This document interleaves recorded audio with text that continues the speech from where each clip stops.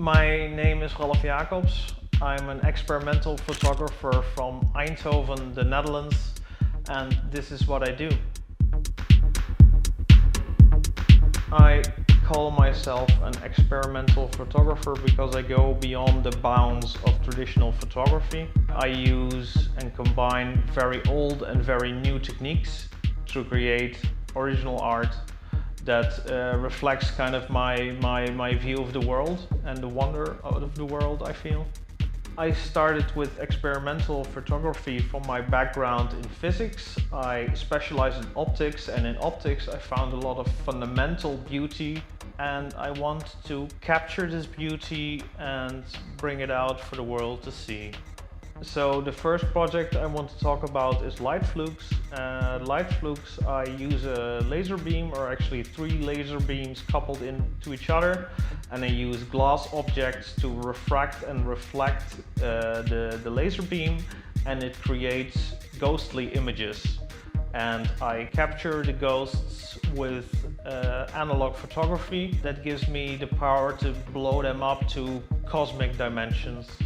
The beauty that I see in light flukes are reminiscence of when I was young and I watched the NASA website of Hubble telescope images.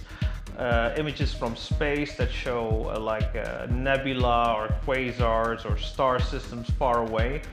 And they were so ethereal and mesmerizing that I wanted to recreate them. The resulting light flukes are very small and only exist for a very short period of time. With the photography, I'm able to capture them and let them transcend their size.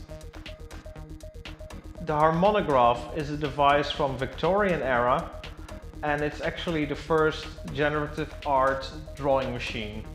And the interesting part is that it's very old, but it uses the same kind of mechanics and kind of mathematics as are on the basis of my laser harmonogram drawings. So the harmonograph comes from the law of harmonics. The law of like harmonics is a part of mathematics that relates to like natural frequencies and how natural frequencies interact.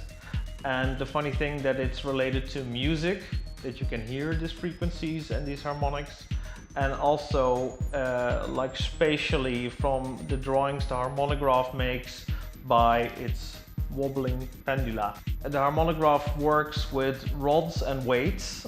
I can play with the phase and the frequency of those signals, and they create line drawings with a pen on paper. The harmonograph helps liberate the shapes from all the mathematics behind it. With laser cyanotype harmonograms, I use a photographic process called Cyanotype. I make a piece of paper light sensitive and then illuminate it with the laser, and where the light hits the paper, it turns blue. The laser has mechanics inside that are very much like the harmonograph, the old harmonograph. What I like about laser cyanotypes is that it's a very old process, cyanotype, combined with very new stuff, the laser. But in the end, I still create drawings that, like, you don't have to understand mathematics to look at harmonograms and see if they're pretty. When I superimpose harmonograms over pictures I took, the harmonograms drawn with a laser give a really unsettling alien vibe. I could say that it's an intimate reminder of everything that goes on beyond our perception of reality. I'm in a constant state of experimentation, and I'm inspired by art and art history, and also science and technology, and I bring it together. So you're invited to see what's next.